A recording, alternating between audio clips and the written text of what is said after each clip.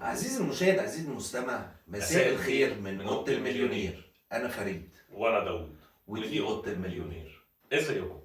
زي ما اتفقنا هندخل على الفال بروجرام بتاع كل حزب مهم أو حزب على الأقل بيطلع في استطلاعات الرأي وبياخد أرقام كويسة. هنناقش البرامج دي مع بعض، هنشوف أهم النقط اللي فيها، أسوأ ما فيها، وهنبتدي نناقش مع بعض عشان نفهم كل حزب هو ايه اتجاهه وممكن يعمل ايه لو بقى في الحكم. النهارده معانا السي دي او. ما تقول لنا كده يا فريد، بص يا السي دي او ده؟ سيدي، السي دي او ابتدوا يجمعوا نفسهم أو يعني يشكلوا حزب سنة 45 بعد الحرب العالمية الثانية. في الوقت ده كان الحلفاء هم اللي بيحكموا ألمانيا. تمت الانتخابات سنة 1949، واللي كسب أول انتخابات كان المستشار كونراد أديناور. وده كان سي دي او. ده كان سي دي او بالظبط، وفضل يحكم لحد سنة 1963، ومن ساعتها والحكم بيبقى بالتناوب ما بين السي دي او والاس بي دي. واعتقد ان هو السي دي او سي اس او حكم المانيا تقريبا 52 سنه. بالظبط، حكم 52 سنة والاس بي دي حكموا 25 سنة. 25 تقريبا نصه يعني. انا وفريد دخلنا بصينا على الفال بروجرام بتاع السي دي او، وكنا بنقول ان الفال بروجرام بتاع السي دي او نوعا مختلف. هو قصير جدا يعني، عدد الصفحات اللي كاتب فيها الفال بروجرام قليله جدا بالنسبه للاس بي دي، وقليله حتى بالنسبه للاي اف دي. وقلنا ان هو زي كولكشن كده، اللي هو عمال بيجيب حاجات في البرنامج بتاع كل حزب شويه. هو بالظبط عامل زي ما يكون طبق كشري، هو واخد من كل كل حزب حاجه. شوية نقط، ومش مرتب زي الأحزاب التانية. يعني مثلا في الاقتصاد هو بيتكلم في نقطة إن هو عايز ينزل الضرايب 25% او يوصلها ل 25% على الشركات.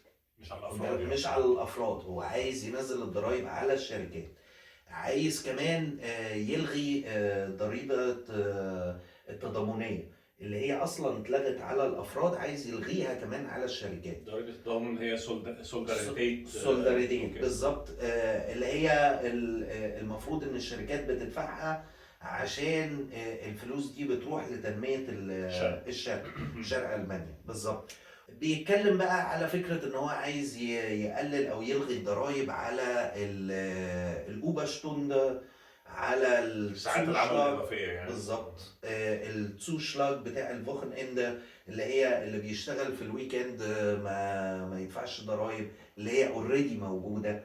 عايز يعني كلها حاجات اوريدي موجوده، هو بس عامل لها دماغ كده بشكل ظريف يعني. هو أسوأ حاجة في الموضوع ده إن هو عايز برضو بدل ما يحسن الأجور أو يقلل الضرايب على الناس اللي بتشتغل، عايز يقلل الضرايب على الناس اللي فوق، الناس اللي طالعة على المعاش اللي هم فوق 67 سنة. وعايز لا، يشتغل. وعايز يكمل شغل، فعايز بالظبط، يعمل له إعفاء ضريبي يعني. يعني ودي عايز حاجة يعني الناس، هو عايز الناس تشتغل بعد 67 67. سنة بس مش إجباري طبعا. بس هي الفكرة نفسها ان هو انت بعد 67 سنة أنا عايز فيا مني حيل بقى، يعني سيبني يا عم، اصلا سيبني فاهم؟ يعني الفكرة نفسها مش مش منطقية. مش منطقية. وبعدين فكرة ان هو انت عايز تقلل الضرايب على ساعات العمل الإضافية. هو مين اصلا عنده استعداد ان هو يشتغل 10 15 ساعة إضافية كل اسبوع؟ يعني هو الفكره ان هو رابط تحسين الاجور، مش ان هو بيعمل امتيازات عن طريق مثلا تخفيض الضرائب او ان هو بيعلي الحد الادنى للاجور. لا، هو رابط ان تحسين اجرك لازم يكون بان انت تشتغل زياده، لو ما اشتغلتش زياده فانت ما نعرفكش يعني. اتكلمنا بقى على النقط التانية في البرنامج الانتخابي. بص، هو في الاخر السي دي او مثلا بالنسبه للطاقه مثلا والمناخ، سياسات المناخ والطاقه يعني. فهو كان الحزب بيقول ان السياسات اللي فاتت بتاعت المناخ والطاقه سياسات معطله. يعني يقصد بكده ان هو مثلا توقيف المفاعلات النوويه. هو بيقول ان هو عايز يرجع المفاعلات النوويه، وبالعكس ده عايز ينفست تاني في ان هو يجدد ويعمل ابحاث وتطويرات في المفاعلات النوويه عموما. دي حاجه من الحاجات اللي هو مثلا واخدها تقريبا من الاي اف دي. اه يعني هو الاي اف دي بالظبط. برضه ده كلامه بالظبط. بيتهيألي في الحته دي هو واخد من الاي اف دي والاس بي دي والخضر. والجروب بالظبط بالظبط، كده. هو واخد من كل واحد فيهم نقطه، نقطه اللي هو يعني ايه مين هيعمل ايه، انا كمان انا هعمل. كمان يعني مثلا الاسم ده قال مثلا ايه في الكهرباء مثلا، ان هو عايز ان هو يقلل الضرائب والرسوم على الشبكات، وبالتالي الكهرباء ثمنها هيقل. فهو تقريبا هو السي دي او حاطط نفس الجمله يعني، نفس الجمله بالظبط. ما اتغيرتش. اه برضه بالنسبه مثلا ان هو الاهتمام بالطاقه المتجدده، طاقه الرياح او الطاقه الشمسيه، برضه ده كلام موجود في الكون، في الفايب بروجرام بتاع الكون، وهو تقريبا واخدها زي ما هي. هو واخده زي ما هو زي ما هي بالظبط. بالظبط. هو حتى الحته بتاعت الابتكار والرقمنه او الديجيتاليزيشن، هو برضو ايه واخد كده من كل حزب شويه، وضايف كام حته دباغه كده حلوه يعني. اللي هو عايز يزود الانفستمنت في الرقمنه او الديجيتاليزيشن والابتكار، ان هو يوصلها 3.5%. عموما على وهي البحث العلمي يعني. البحث العلمي بالظبط، والبحث العلمي كمان عايز يوصلها 3.5% سنة 2030. هو أصلا حاليا هي 3.2، فيعني هو عايز خلال 6 سنين يزود 0.3. يزودوا 0.3 يعني طب فين الانجاز؟ يعني قول لي كده حاجة جامدة. عايز يعمل وزارة للديجيتاليزيشن، يعني بص بيروقراطيه ايوه يعني. نعمل بقى وزاره عشان نفكر، عشان نعمل اجتماعات بالظبط كده يعني بالظبط. بالنسبه بقى للهجره والامن، هو كان بيقول ان هو عايز يظبط الحدود، وكمان بيحاول يسرع اجراءات اللجوء في العموم، لان تسريع اجراءات اللجوء دي هيخلي الرد على الابلكيشن بتاع اللاجئ او حاجه زي كده سريع، فهيقعد هيمشي. وبيقول كمان ان هو عايز يفرض رقابه على المساجد، ورقابه صارمه على المساجد اللي بتنشر الكراهيه، او المؤسسات الدينيه التي تنشر الكراهيه. انا شايف ان النقطه دي بالذات، يعني ان هو يذكر المساجد بشكل خاص، هي شويه يعني ديسكريمينيشن بشكل كبير، لان هو محدد الكراهيه او الهيت سبيتش بيجي بس من المساجد والمؤسسات الإسلامية، في حين إن إحنا لو بصينا على اليمين المتطرف في أول 6 شهور في 2024، ودي يعني بيانات موثقة موجودة، إن هم عملوا في أول 6 شهور في 2024 9802 حادثة كراهية. فلما تيجي تبص إن دول عملوا قد إيه، ودول ليهم مؤسسات وليهم أماكن تواجد، وتيجي تقول لا بس اصل الجوامع يعني الموضوع مش ظريف. وفي على فكره كمان دايما حتى اليسار برضو في عمليات ارهابيه بتحصل طيب يا فريد، بالنسبه لبقيه البرنامج الانتخابي بتاع السي دي او، ما تقول لنا فيه ايه كمان؟ بص، هو مركز بشكل كبير على السياسات الاجتماعية. هو مثلا عايز يزود أجازة رعاية الطفل، عايز يزود الكندر جيلد، كمان عايز يزود المعاشات، او مش المعاشات، مكافأة نهاية الخدمة. بس هو مش موضح هو عايز يزودها ازاي وايه الموضوع، ايه الطريقه يعني بالظبط. هو كمان عايز يدعم الديزل للمزارعين. وبالنسبة للسكن، فهو مركز على 3 نقط مهمة جدا. أول نقطة إن هو يسرع من إجراءات تراخيص البنى. النقطة التانية إن هو عايز يعمل حماية للمستأجرين، ودي نقطة مهمة جدا، لأن كمان أنت عندك الاس بي دي والخضر مركزين على النقطة دي، لأن أسعار الإيجارات زي ما احنا كلنا عارفين بتزيد بشكل غير منطقي. فهو عايز يشتغل على النقطة دي. بالنسبة لدعم الصناعة، فهو ضد فكرة وقف محركات الاحتراق الداخلي الديزل والبنزين.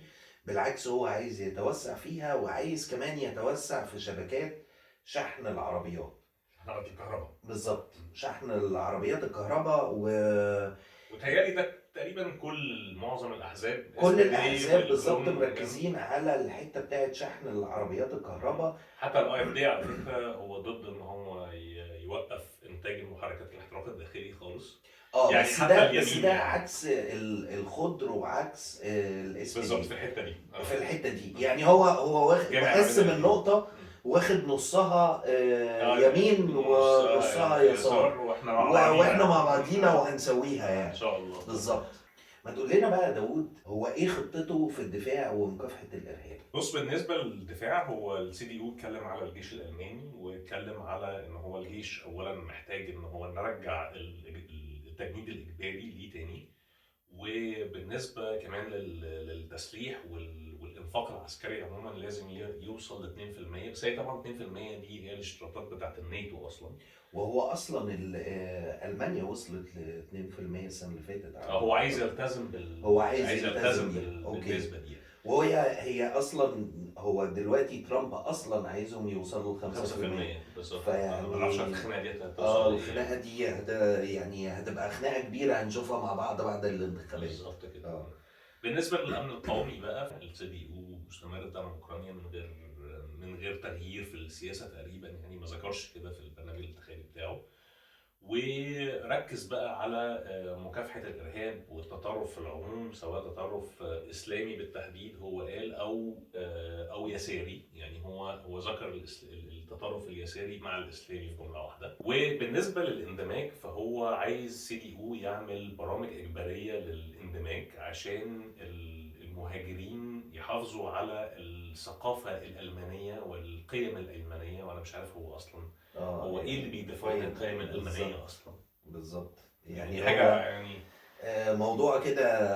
هو يعني القيم الالمانيه، قيم المجتمع المصري، فاهم؟ لو عارف انت الحاجات دي. بالظبط. الحاجه التانيه كمان ان هو عايز يعمل سنه للشباب، يعني سنه من التطوع في المجتمع للشباب، تطوع مجتمعي للشباب. ودي حاجه كانت موجوده زمان. دي كانت حاجه يعني موجوده بالظبط. كان زمان بعد المدرسه كان لازم بيبقى فيه سنه او تطوعيه جيش. او جيش. بالظبط.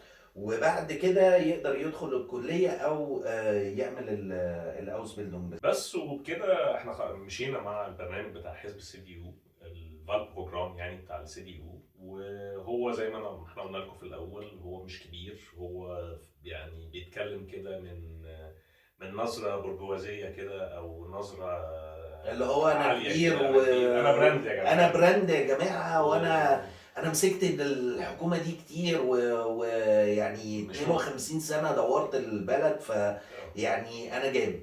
فمش مضطر اقول لكم ان هعمل ايه، بس ما تقلقوش يعني. بالظبط. هي دي الخلاصه يعني، او ده اللي انا شايفه انا سعيد. من وجهه نظرنا يعني، من وجهه نظرنا الصغيره المتواضعه يعني. المتواضعه ان هو بالظبط. هو بيتكلم كده يعني. ده راينا يعني انا وفريق. ويا رب تكونوا استمتعتوا بالحلقة، وإن شاء الله الحلقات الجاية هتنزل بالتوالي، فيها برامج وفيها وجهة نظرنا عن البرامج بتاعة الأحزاب التانية. كمان عايزين نتكلم على بعض السيناريوهات، ايه اللي ممكن يحصل خلال الكام سنة جايين.